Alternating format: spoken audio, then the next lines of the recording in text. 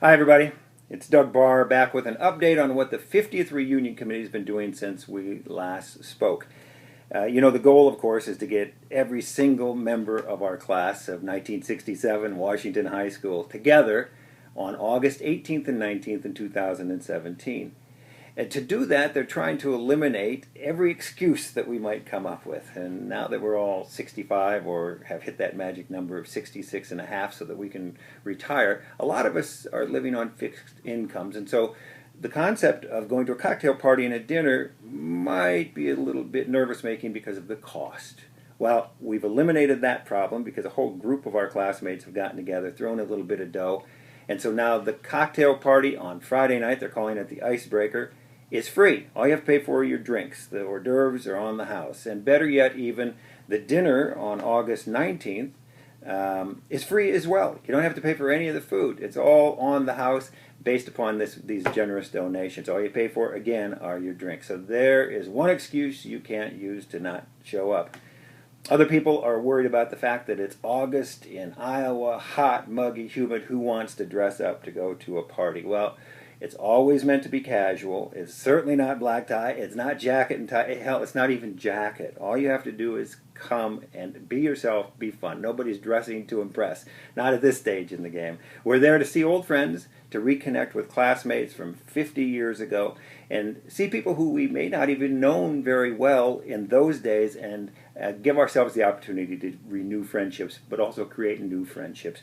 There's a group of people who were at the 45th reunion, where I was, and had a great time, who are still seeing each other once a month based upon having reconnected back then. And speaking of the 45th, if you want to take a look at some pictures of what the reunion looked like that time around, you can find them on Facebook. We have a Facebook page, and there is helpful links right at the top of the page you're watching me on that you can go to, and you'll find your way to Facebook to see those pictures.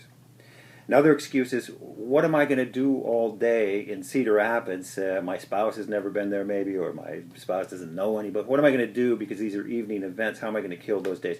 Not an excuse, not a problem. The committee they're working on a whole bunch of things, but they've already come up with a golf event for Friday during the day of the Icebreaker in the evening.